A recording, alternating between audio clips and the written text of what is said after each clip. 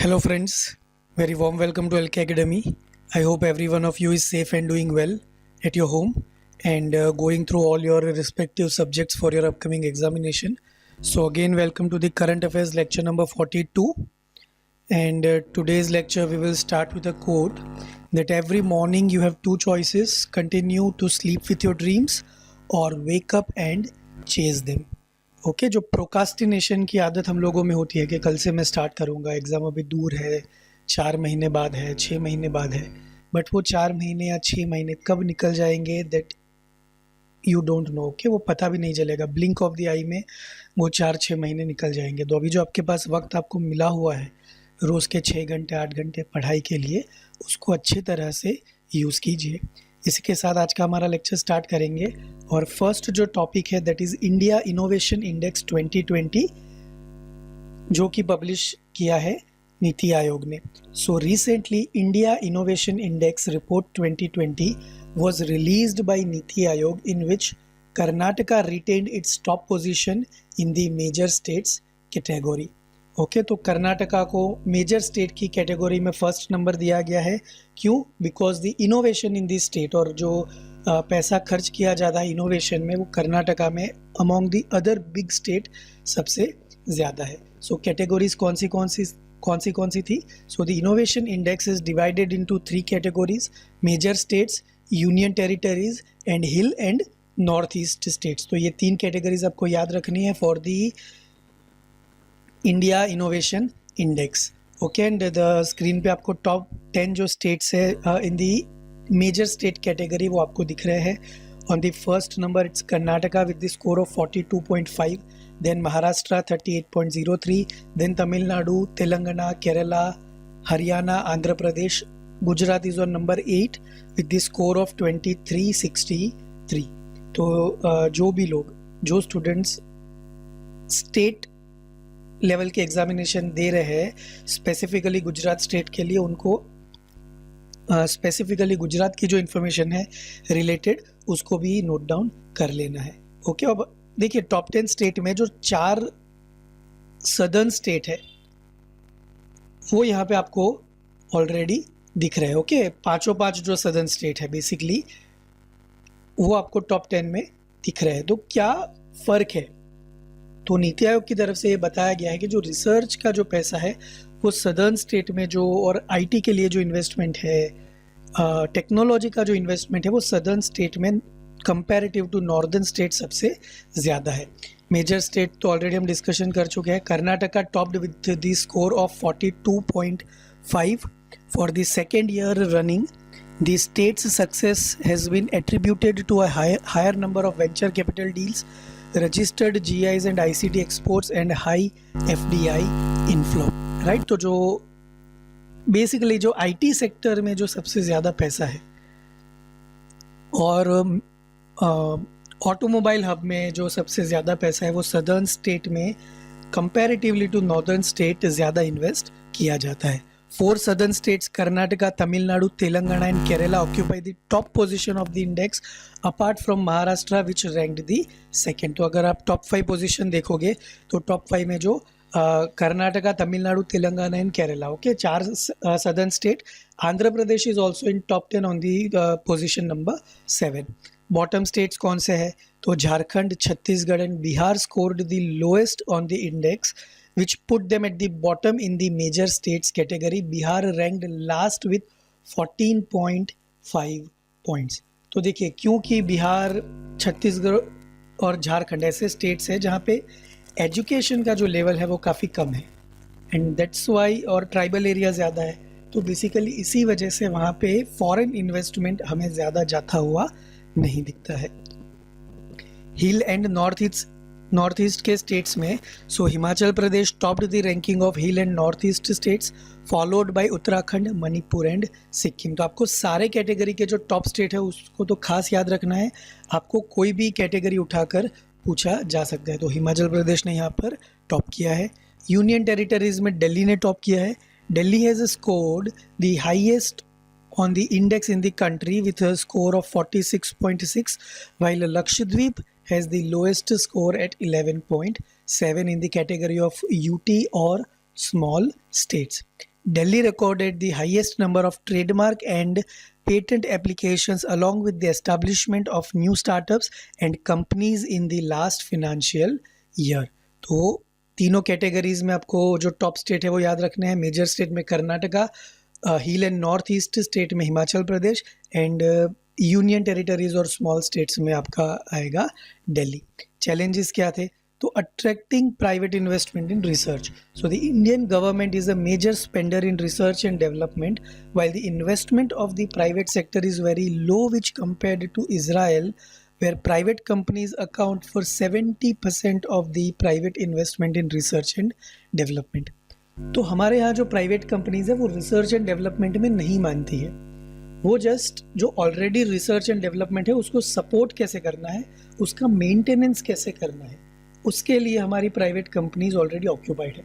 अगर रिसर्च और डेवलपमेंट में ज़्यादा पैसा खर्च किया जाएगा तब जाके इंडिया इनोवेशन के सेक्टर में इंटरनेशनल लेवल पे अपनी जगह बना पाएगा. Bridging north south divide. So in the findings of the report, the southern states have fared much better than the North Indian states. There is a need to establish to interlink innovative capacities of the states with a differential per capita GDP to decrease regional disparity in innovation. आप अगर बेंगलोर में चले जाइए या मुंबई में चले जाइए या पुणे जैसे शहर में जब चले जाओगे तो आपको एक इनोवेशन के अलग ही एटमॉस्फेयर वहाँ पे देखने को मिलेगा जो कि गुजरात के या राजस्थान के किसी शहर में आपको देखने को नहीं मिलेगा.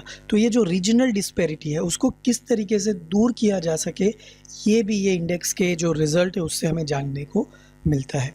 Best practices observed within the states should often be documented and disseminated to encourage peer to peer learning. Okay, मान लीजिए कि तमिलनाडु की अगर कोई बेस्ट प्रैक्टिस है जिससे तमिलनाडु स्टेट को इनोवेशन सेक्टर में फ़ायदा हुआ हो तो उसको डॉक्यूमेंटेड करके बाकी लोगों तक, बाकी स्टेट्स के जो रिसर्चर्स हैं उन तक पहुंचाने का एक पूरा प्लेटफॉर्म होना चाहिए. ऐसे किसी प्लेटफॉर्म की हमारे यहाँ ज़रूरत है जो कि हाल में हमारे यहाँ एब्सेंट है. Need for micro analysis of state level policies. For a country as large as India, the state of innovation needs to be understood at the regional level for effective policy formulation. तो गांव के level पे क्या हो रहा है, क्योंकि सबसे ज़्यादा इनोवेशन की ज़रूरत तो गांव के लेवल में होगी. एग्रीकल्चर में क्या इनोवेशन हो रहा है और कोई छोटे सेक्टर में या मिड लेवल के सेक्टर में या मिड लेवल के टाउन में क्या इनोवेशन हो रहा है वो जानने की हमें काफ़ी ज़रूरत है. वो अगर हम जान पाएंगे तो तब जाके सही फंडिंग सही जगह पहुंच पाएगा. ओके, आज जो शहर तरफ की जो दौड़ है वो क्यों है? क्योंकि सबको ऐसा लगता है कि गांव में हमें ना नौकरी मिलेगी ना अच्छी सैलरी वाला कोई हम कुछ कर पाएंगे. तो ये जो थिंकिंग है हमारा उसको कब जाके बदला जा सकेगा? जब सेंट्रलाइज डेवलपमेंट नहीं होगा, डिसेंट्रलाइज डेवलपमेंट होना चाहिए. किसी एक स्टेट के एक शहर में ही जब पूरा इन्वेस्टमेंट जाएगा तो बाकी के जो शहर के या छोटे शहर के या गांव के जो लोग हैं उनको ना चाहते हुए भी उस एक शहर के ऊपर डिपेंडेंट होना पड़ेगा. राइट, तो ऐसी चीज़ें ना हो. एक पूरा फॉरेन जो इन्वेस्टमेंट है वो एक जगह ना चला जाए, ऐसा कोई सिस्टम हमें बनाने की ज़रूरत है. ऐसा एक लैंडस्केप खड़ा करने की हमें ज़रूरत है. So based on the index each state needs to formulate its own policy based on its unique resources and strengths and which caters to its specific needs. Okay, तो हर स्टेट की अपने हिसाब से जो नीड होगी उसको पूरा करने के लिए माइक्रो लेवल पे ये स्टेट पॉलिसीज़ बनानी पड़ेगी. सजेशन क्या निकल कर आए? तो इन्वेस्टिंग मोर इन रिसर्च. हमेशा इंडिया जैसे जो डेवलपिंग कंट्री है वो क्यों पीछे है? Because they don't invest enough in the research and development department. Okay, so India needs to increase its spending on research and development, which is around 0.6 to 0.7% only of its GDP, way below the expenditure of the countries like Israel, which invest 4.3% in R&D, South Korea 4.2%, US 2.8%, and China 2.1%. Increased spending on research and development with greater collaboration between the industry and educational institutions may help to enhance innovation capability. तो जब ये जो gap है corporate sector का industries का और education institutions का, ये गैप जब अच्छे से भर जाएगा तब R&D डिपार्टमेंट में हमें ज़्यादा कुछ गेन करने को मिलेगा. It could broaden and improve the capability of top rung educational institutes in the country to produce greater innovation outputs. Establish a collaborative platform to link all the stakeholders of innovation, innovators, researchers and investors from the industry. A common platform should be developed. तो देखिए किस तरह से idea की शुरुआत होगी. जब Flipkart start हुआ था, okay, Flipkart is a e commerce website. तो जब फ्लिपकार्ट स्टार्ट हुआ था तो फ्लिपकार्ट के जो ओनर थे उन्होंने जस्ट, वो पहले सिर्फ बुक बेचते थे और वो एक गली के नुक्कड़ पर खड़े होकर बुक की बिक्री करते थे और जो बुक मार्क था उसमें फ्लिपकार्ट लिखा हुआ था कि we provide this kind of service.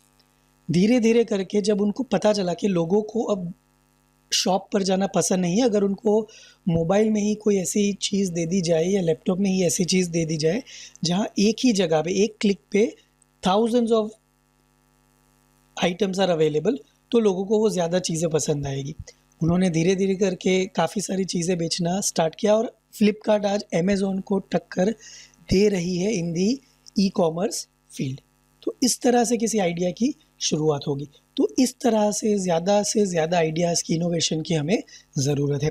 It will help to strengthen the industry academia linkages and will ease the process of technology transfer by providing a platform for innovators to showcase their inventions.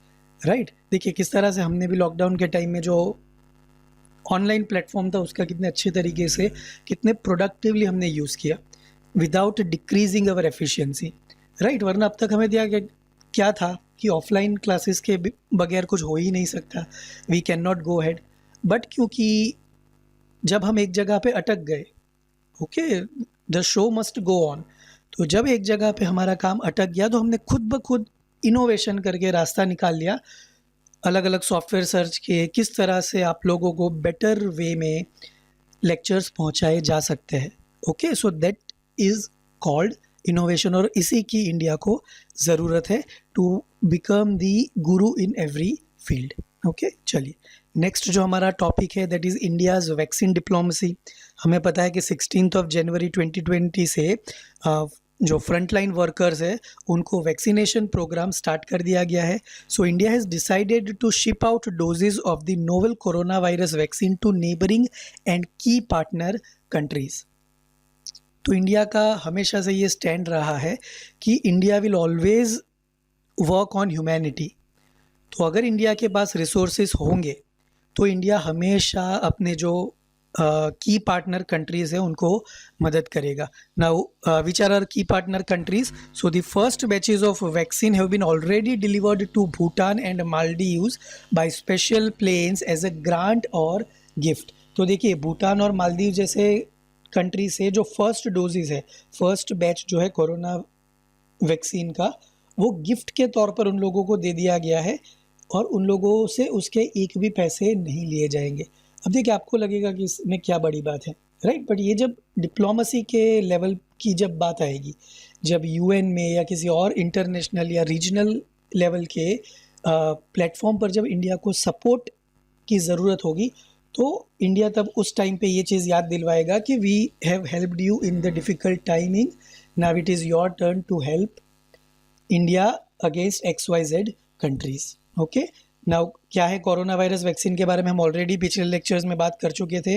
We have 2 vaccines, Covishield and Covaxin. Okay, तो मैं detail में नहीं जाऊंगा, this is just for your reference. Again एक बार पढ़ लीजिए.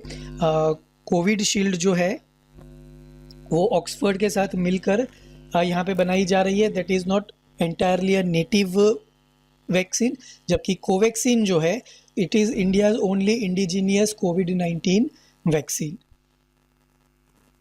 चलिए वैक्सीन डिप्लोमेसी क्या है? So vaccine diplomacy is the branch of global health diplomacy in which a nation uses the development और delivery of vaccines to strengthen ties with other Nations.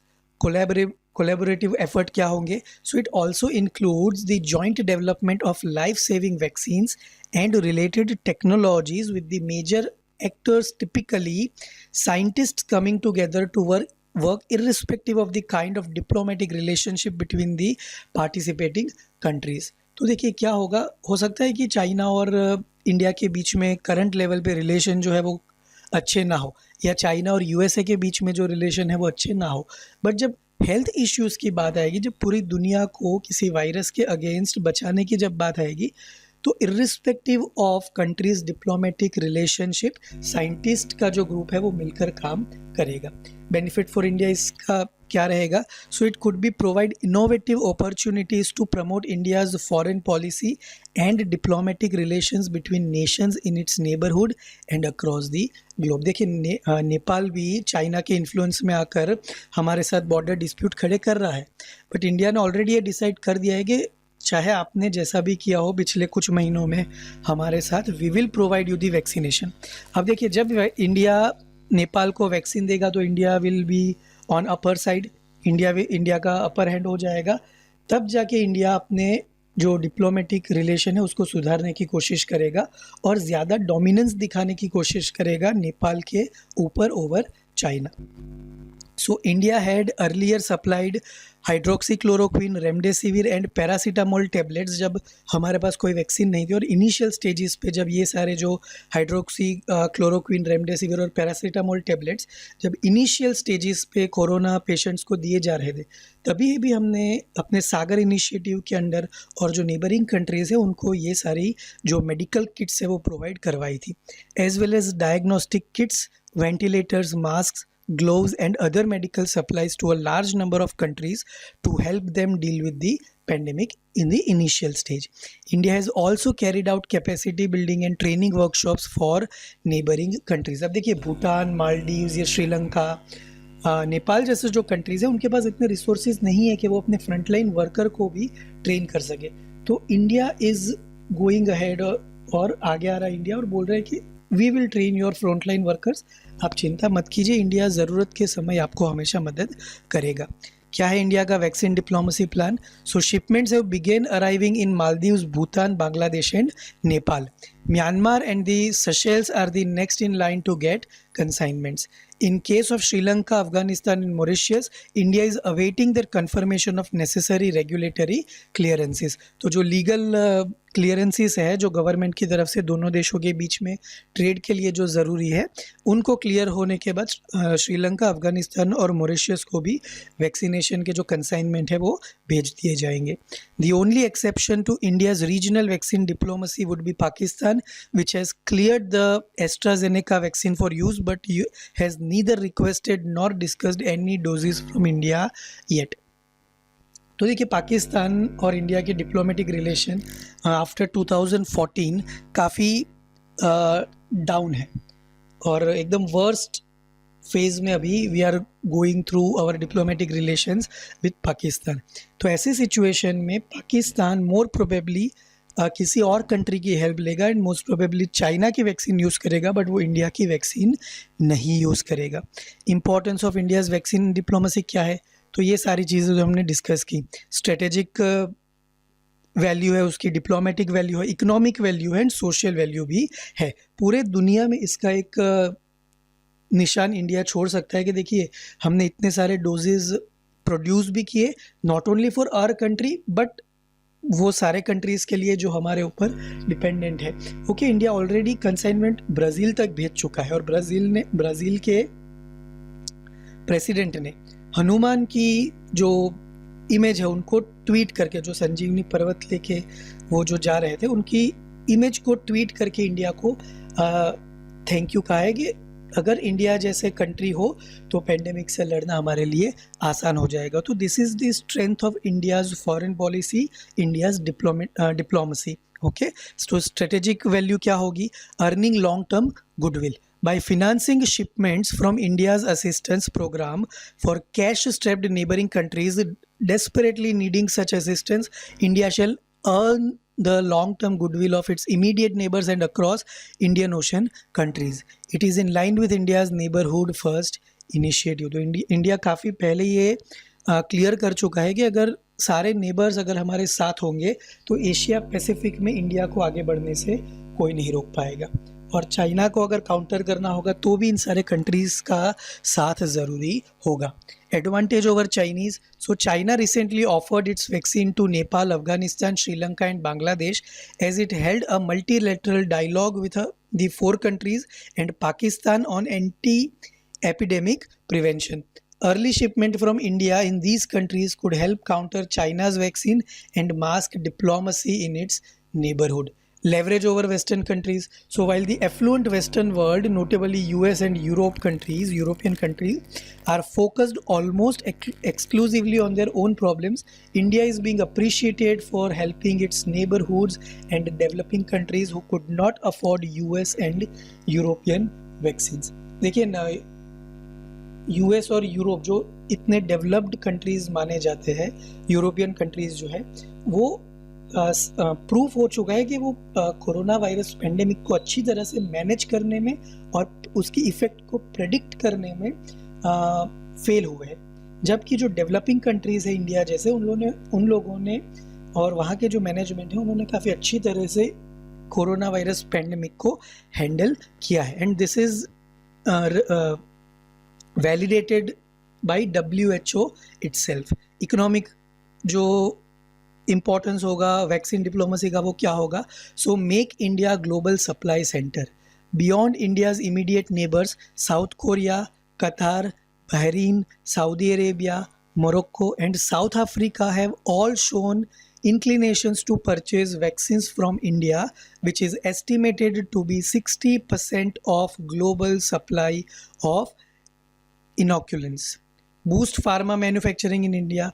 India can become the pharmacy of the world. If Indian vaccines help developing countries to meet their urgent needs, they can become the future long-term destination for market expansion of Indian pharmas. Help in reviving the economy. If India becomes the manufacturing hub to corona vaccine across the world, it shall give a boost to the GDP of India. और जो boost मिलेगा वो recover करेगा हमारे losses को 2020 के, right? क्योंकि 2020 almost हमारा लॉकडाउन सिचुएशन में गुजरा है और जो मैन्युफैक्चरिंग सेक्टर था वो पूरी तरह से क्या था, ठप पड़ा हुआ था. India needs to balance its domestic needs with diplomatic commitments. So the vaccine drive in India commenced in January 2021 is going to be the world's largest vaccination program. India has the challenge that while it distributes the vaccine to the world, it should ensure that much needed vaccine supply to those in India who cannot afford it. अब देखिए ये भी India को देखना है कि India में जो गरीब इंसान है, जो बिलो पॉवर्टी लाइन वाला इंसान है, जो एक वक्त की अपने लिए रोटी नहीं खरीद सकता, वो वैक्सीन नहीं खरीद पाएगा. We know that. तो ऐसे लोगों को वैक्सीन के लिए पैसा खर्च ना करना पड़े और उनको वैक्सीन सही टाइम पर, सही जगह पे और सही तरीके से मिल पाए, ये भी इंडिया को देखना होगा. वरना अगर खुद के सिटीज़न को वैक्सीन ना मिलकर अगर हम बाहर उसको भेज रहे हैं, so that is not the correct way of diplomacy. तो इंडिया ये कैसे बैलेंस करेगा, ये आने वाले टाइम में हमें देखना है. नेक्स्ट जो हमारा टॉपिक है that is Ratle hydro electric project, और ये है चेनाब रिवर के ऊपर. So the union cabinet has given it's approval for 850 megawatt Ratle hydro project on Chenab river in Jammu and Kashmir. क्या है ये रेटल हाइड्रो इलेक्ट्रिक प्रोजेक्ट? सो इसका लोकेशन कहाँ होगा? सो it is run of the river hydro electric power station. देखिए अब रन ऑफ द रिवर का मतलब क्या है कि कोई डैम नहीं बनाया जाएगा, जो बहता हुआ पानी है उसके फोर्स से टरबाइन चलाए जाएंगे और हाइड्रो इलेक्ट्रिक पावर प्रोड्यूस किया जाएगा. So it is a run of the river hydro electric power station on the Chenab river, Kishtwar district of the Indian union territory of Jammu and Kashmir. Features क्या है इसके? So it includes a 133 metre tall gravity dam and 2 power stations adjacent to one another.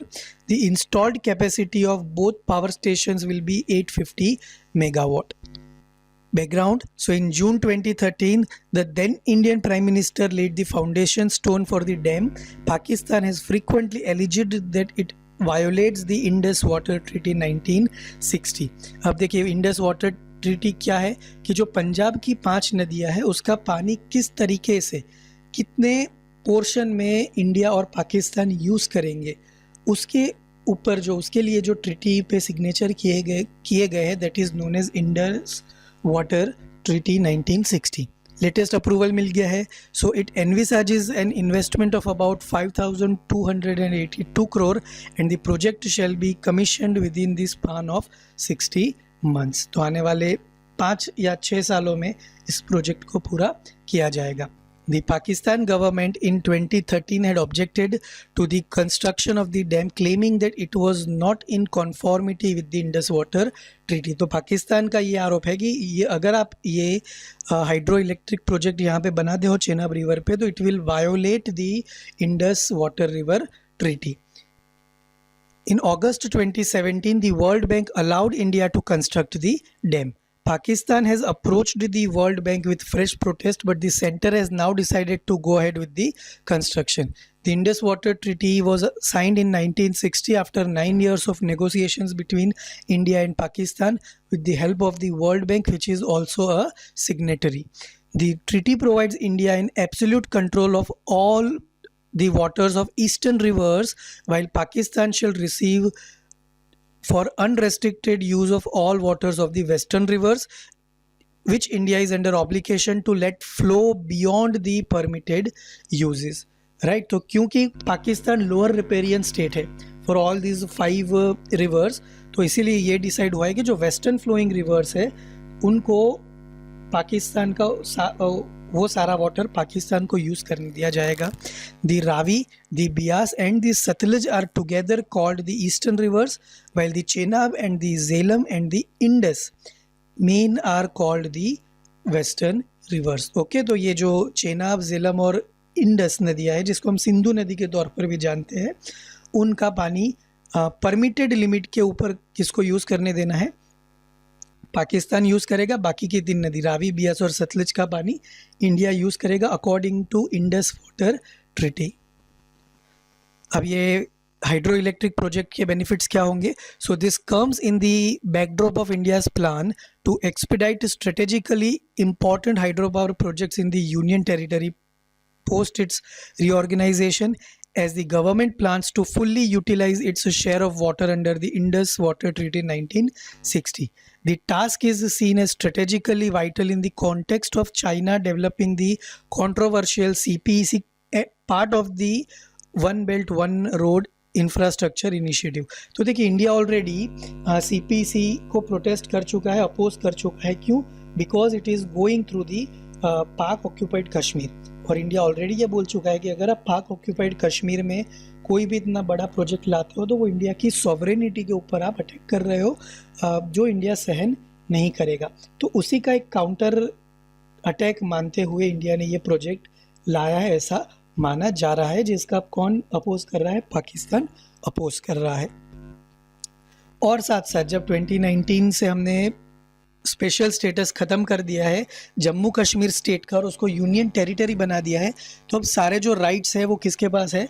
Central government के पास है. तो government ये चाहती है कि पूरी दुनिया को ये प्रूव करके दिखा दिया जाए कि पिछले 70 सालों से जो कश्मीर का इशू चल रहा था उसको हमने अच्छे तरीके से सॉल्व कर लिया है and we are developing the union territory of Jammu and Kashmir. Okay, socio economic development क्या होगा और कैसे फ़र्क पड़ेगा उससे? So the construction activities of the project will result in direct and indirect employment of around 4,000 persons, और इसमें से ज़्यादातर जो होंगे वो जम्मू कश्मीर के ही रेसिडेंट्स होंगे. Increase in disposable income will in turn lead to socio-economic development of the region. Power at cheaper rates. So Union Territory of Jammu Kashmir will be benefited by getting free power worth rupees 5,289 crore. तो आने वाले समय में जो बिजली की जो लागत है वो भी जम्मू कश्मीर में क्या हो जाएगी? कम हो जाएगी. सरप्लस पावर मिलेगा. So the power generated from the project will help in providing balancing of grid and will improve the power supply position. Grid balancing involves increasing existing power generating infrastructure to smooth out the supply of power. और government का revenue जो है वो तो बढ़ेगा ही बढ़ेगा. Through levy of water usages charges from Ratle hydro electric project during project life cycle of 40 years. तो आने वाले 40 सालों में गवर्नमेंट उस जो खर्च है उसको भी इजीली रिकवर कर पाएगी. और कौन से चेनाब बेसिन पे प्रोजेक्ट्स बनाए गए हैं तो वो लिस्ट आपके सामने है. This is just for your extra information, तो वो है Kiru hydro electric project, Pakhal दुल hydro electric project, Dulhasti power station and Salal power station. अब देखिए, इतने पावर स्टेशन होने के बाद भी जम्मू कश्मीर की जो पावर डिमांड है उसको पूरा नहीं किया जा सकता। तो जब ये नया पावर प्लांट वहाँ पे बनेगा, हाइड्रो इलेक्ट्रिक पावर हम प्रोड्यूस कर पाएंगे, वो एक तो क्लीन पावर होगा, क्लीन एनर्जी होगी, और उसको अगर वो सरप्लस में जाता है तो आसपास के स्टेट्स को भी उसका फ़ायदा मिल पाएगा। और चेनाब रिवर के बारे में आप ऑलरेडी ज्योग्राफी सब्जेक्ट में पढ़ चुके हो। This is also for your extra knowledge and just for your revision. तो आपको west flowing river, east flowing river याद रखना है। इंडिया की अथॉरिटी कौन सी रिवर्स पे है और पाकिस्तान की अथॉरिटी कौन सी रिवर्स पे है, वो आपको याद रखना है यहाँ पे। नेक्स्ट इज एक्सरसाइज कवच। So a large scale tri-service military exercise Kavach will be conducted in January 2021 under the aegis of the Andaman and Nicobar Command, the only joint forces command of the country. The Andaman and Nicobar Command is the first integrated theatre command in India with headquarters at Port Blair. तो जो पुराने students हैं उनको याद होगा, या जो पिछले 1-2 सालों से करंट अफेयर्स फॉलो कर रहे हैं उनको याद होगा कि हमने 2019 में ये चीज़ बताई थी, जब बिपिन रावत 2019-2020 में जब बिपिन रावत पहले CDS बने थे, तो आर्मी को मॉडर्नाइज करने के लिए जॉइंट थिएटर कमांड या इंटीग्रेटेड थिएटर कमांड जैसी एक नई टीम्स बनाई जा रही है, जिसमें तीनों सेनाओं के और कोस्ट गार्ड के भी ट्रेंड पर्सोनेल को शामिल किया जाएगा, ताकि ज़रूरत पड़ने पर उनका क्रिटिकल लोकेशंस पे इस्तेमाल किया जा सके। और ऐसी पहली जो इंटीग्रेटेड थिएटर कमांड है वो कौन सी है? Andaman and Nicobar command. तो ये large scale tri service military exercise, इसमें कोई और कंट्री शामिल नहीं है। दिस इज़ इंडिया की जो तीनों सर्विसेज है, आर्मी, एयरफोर्स और नेवी एंड कोस्ट गार्ड, तो उनको यहाँ पे शामिल किया गया है। पार्टिसिपेशन किसका होगा? So Indian army, Indian navy, Indian air force and Indian coast guard will be the participant. Features क्या क्या होंगे? So the exercise involves synergised application of maritime surveillance assets, coordinated air and maritime strikes, air defence, submarine and landing operations. The joint force would execute multi-domain high-intensity offensive and defensive maneuvers in Andaman Sea and Bay of Bengal. तो किस तरीके से जो integrated command है उसको ज़्यादा से ज़्यादा बेहतर बनाया जा सके, उसके ऊपर और उसके चकासने के लिए, उसको एग्जामिन करने के लिए ये एक्सरसाइज कवच को परफॉर्म किया जाएगा।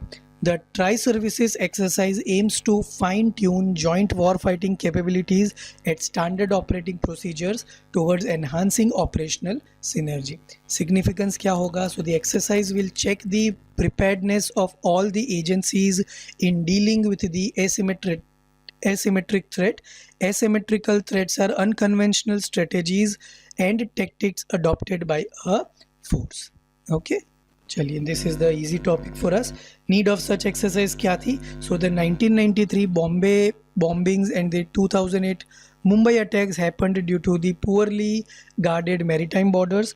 Other exercise for coastal security क्या है? Exercise Sea Vigil, Tropex, which Indian Navy conducts every 2 years. तो ये इसमें और किसी कंट्री का पार्टिसिपेशन नहीं है, इंडिया की ही अलग अलग फोर्सेस इसमें पार्टिसिपेट करेगी, जो आपको याद रखना है। नेक्स्ट, एक important news from your exam point of view. कहीं ना कहीं आपको वन लाइनर के तौर पर ये सवाल पूछा जाएगा किसी ना किसी एग्जामिनेशन में कि पराक्रम दिवस क्या है, कब से मनाना स्टार्ट किया गया, किसकी याद में उसको मनाना स्टार्ट किया गया, etcetera etcetera. So Netaji Subhash Chandra Bose Jayanti which is on 23rd of January, उसको पराक्रम दिवस के तौर पर मनाना स्टार्ट किया जाएगा फ्रॉम द ईयर ऑफ 2021। ये पब्लिश किया है सेंट्रल गवर्नमेंट ने। और क्यों? बिकॉज ये जो था वो 125th बर्थ एनिवर्सरी ईयर था ऑफ द सुभाष चंद्र बोस। तो the central government has decided to observe Subhash Chandra Bose Jayanti as Parakram Diwas to be celebrated on 23rd of January. A high level committee headed by the Prime Minister has also been formed to plan year-round programs to mark the anniversary of. अब देखिए इस decision को political decision के तौर पर देखा जा रहा है. क्यों? Because this year West Bengal is having an assembly election.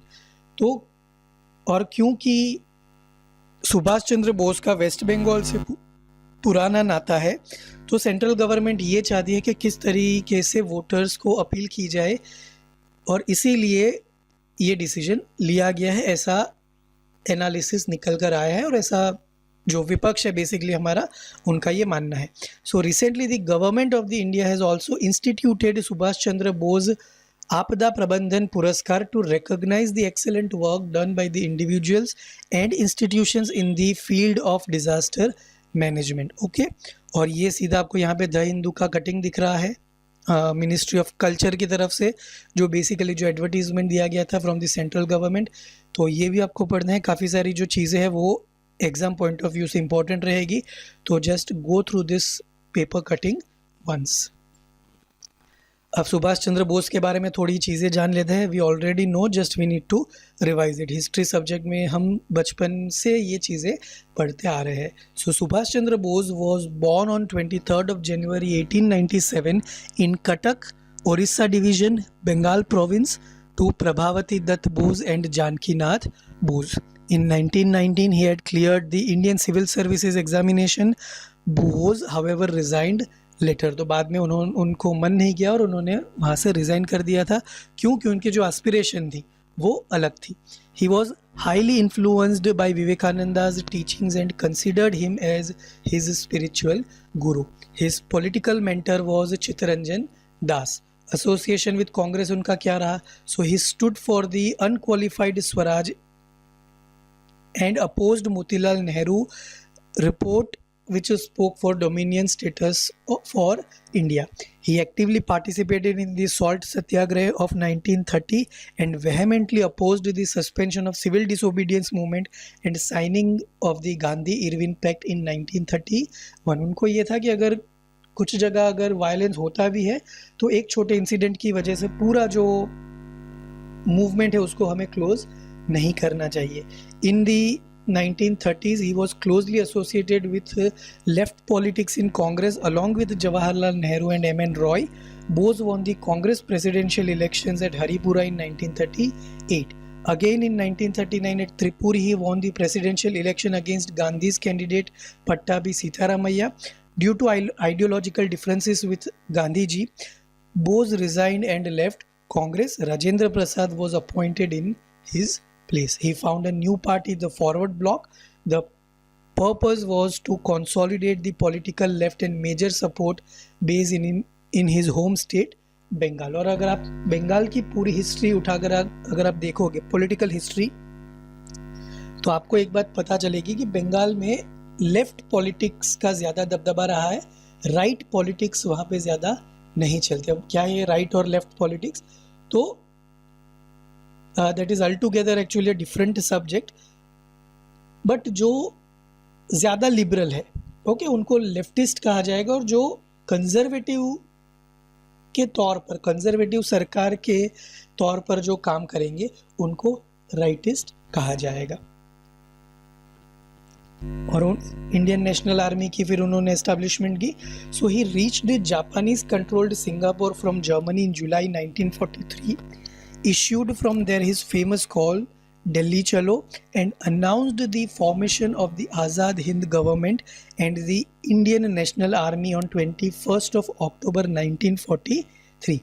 The INA was first formed under Mohan Singh and Japanese Major Iwaichi Fujiwara and comprised Indian prisoners of war of the British Indian Army captured by Japan in the Malayan campaign and at Singapore. The INA included both the Indian prisoners of war from Singapore and the Indian civilians in Southeast Asia. Its strength grew up to 50,000 at that time. Okay, so you can imagine कि वो कितनी बड़ी सेना रही होगी Indian national army, और उसका कितना इन्फ्लुएंस होगा. The INA fought Allied forces in 1944 inside the borders of India in Imphal and in Burma. In November 1945, a British move to put the INA men on trial immediately sparked massive demonstration all over the country. So we already know all these things. Just for the revision purpose, I have put the information here. Next जो topic है that is also related to China's border dispute with India. और पिछले कुछ दिनों में ये reports आते हुए हमें दिख रहे हैं कि चाइना ने अरुणाचल प्रदेश में इंडियन बॉर्डर के 4.5 किलोमीटर के अंदर के इलाके में पिछले एक साल में एक पूरा गांव बसा दिया है। अब देखिए, बांग्लादेश और इंडिया के बीच जो बॉर्डर है वो पिछले साल जो बॉर्डर डिस्प्यूट का इश्यू था वो रिजॉल्व हो गया है। कुछ ज़मीन इंडिया ने बांग्लादेश को दे दी है और कुछ ज़मीन बांग्लादेश ने इंडिया को देकर एक डिफाइनाइट बॉर्डर तय कर दिया गया है between Bangladesh and India. But between India and China ऐसा कोई डिफाइनाइट बॉर्डर अभी तक तय नहीं हुआ है। और उसको आज भी जो बॉर्डर है वो क्या है, line of actual control, LAC।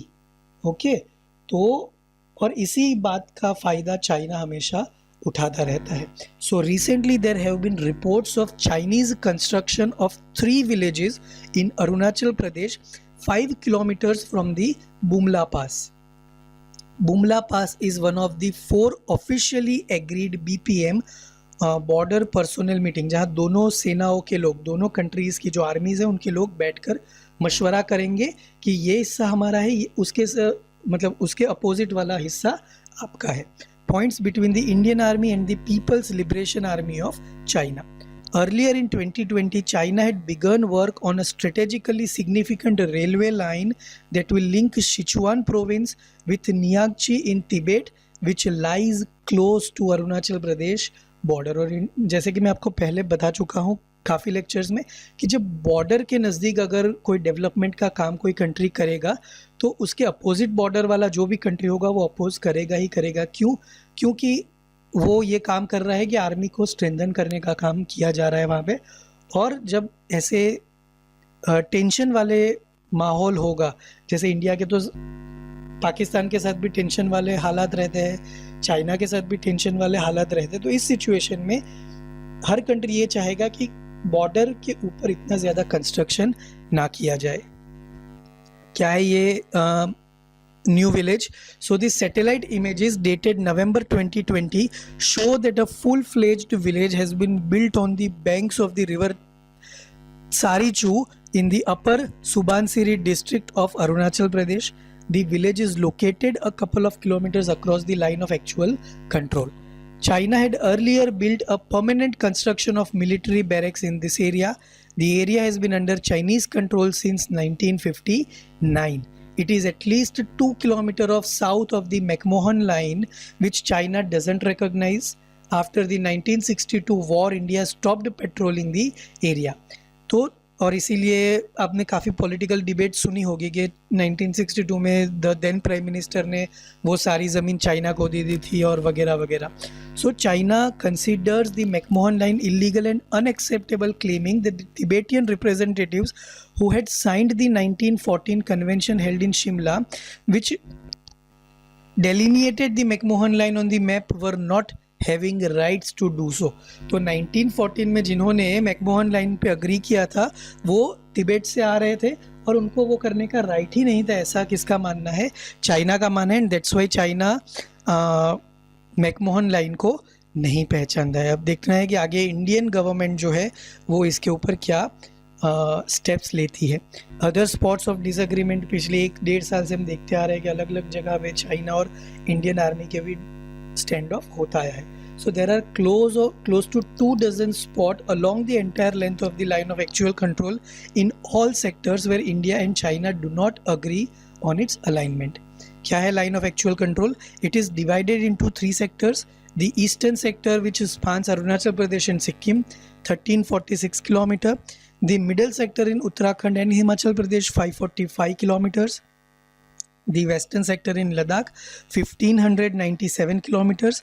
And the alignment of LAC in the eastern sector is along the 1914 McMahon line. तो ये सारे जो स्पॉट्स है वो काफ़ी क्रिटिकल स्पॉट्स है, और जहाँ आए दिन stand offs between the Indian army and so this was your today's lectures. Let me know in case of any doubt. Till then, stay home, stay safe. Thank you.